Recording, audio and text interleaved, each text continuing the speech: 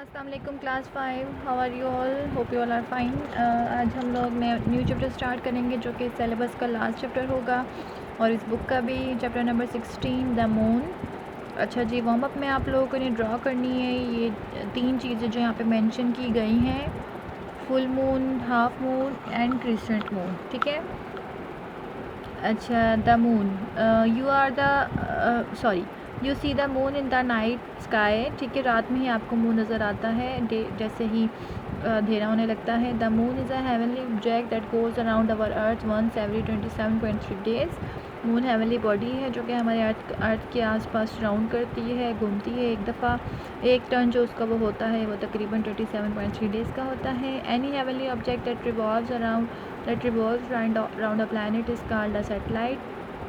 कोई भी ऐसा ऑब्जेक्ट जो कि प्लैनेट के आसपास रिवॉल्व करे, घूमे, उसको हम सैटेलाइट कहते हैं। So the moon is the satellite of the अर्थ, तो इसलिए मून जो है ना वो अर्थ की सैटेलाइट है।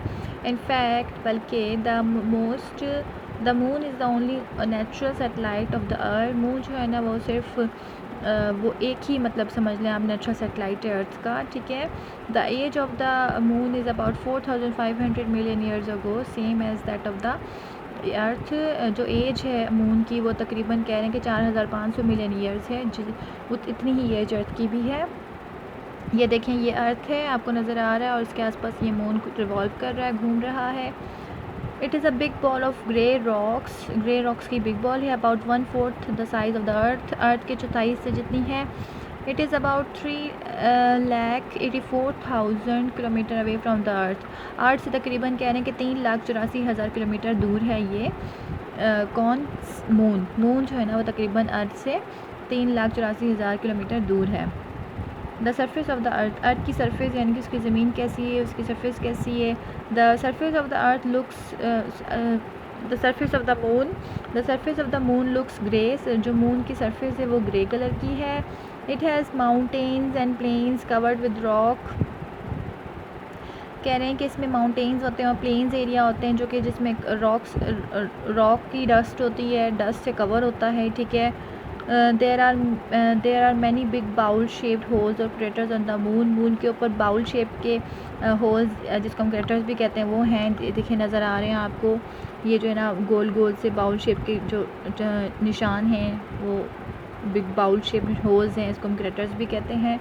मून के ऊपर है, मून की सरफेस पे। The craters are made by chunks of rocks called meteoroids that strike the moon. कह रहे हैं कि जो रॉक्स ने जो है ना वो जैसे रॉक्स कहीं पे भी आप कोई भी रॉक ज़ोर से फेंकें, मारें तो उसका एक निशान छप जाता है वहाँ पे।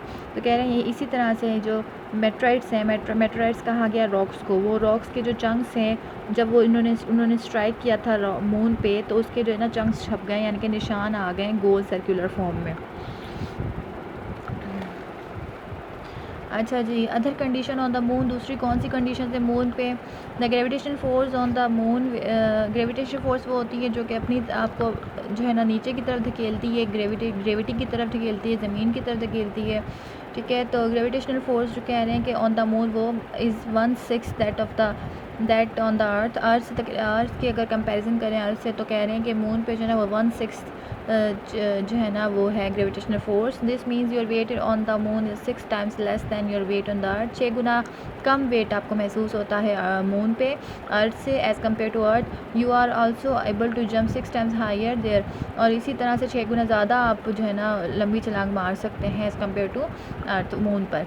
There is almost no atmosphere on the moon, atmosphere पे कोई एटमॉस्फेयर नहीं है मून पे, कह रहे हैं किसी किस्म का जो है ना वो आपको हवा वगैरह नहीं महसूस होती है। Therefore there are no plants and no animals are there, इसलिए वहाँ पे ना प्लांट्स है ना एनिमल्स है।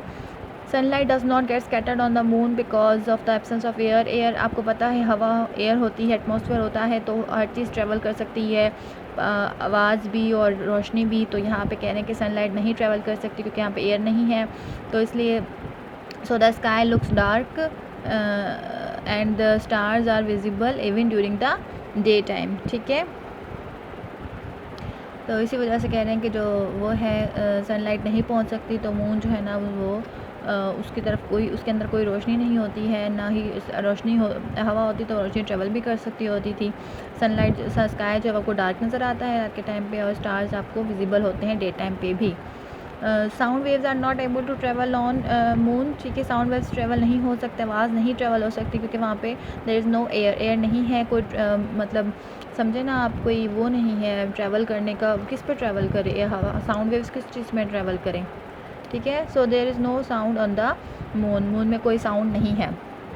There is no wind to move the dust on the surface of the moon, जो मून की सरफेस पे डस्ट है, कह रहे हैं कि विंड भी नहीं है, जो हवा भी नहीं है कि वो डस्ट को उड़ सके, उसकी सरफेस पे, मून की सरफेस पे पाई जाती है। So the footprints of the astronauts will be preserve for many years on the surface of the moon.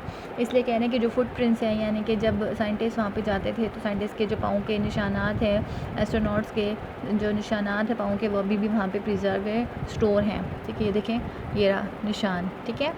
तो बताया जा रहा है यहाँ पे कि हवा नहीं है, जिसकी वजह से हर चीज़ वहाँ पे उसी तरह से एज इट इज़ जैसे थी।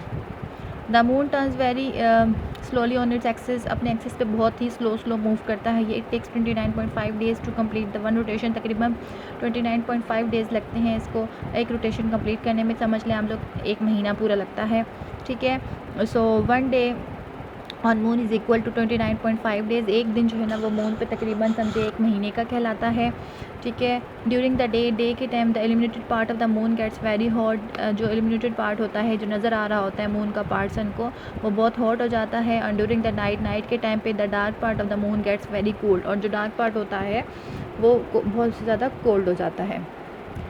एनीवेज बहुत लंबा हो गया आज का लेक्चर, अल्लाह हाफिज़, नेक्स्ट लेक्चर नेक्स्ट क्लास में।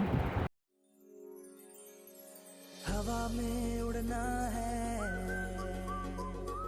पानियों पे चलना है।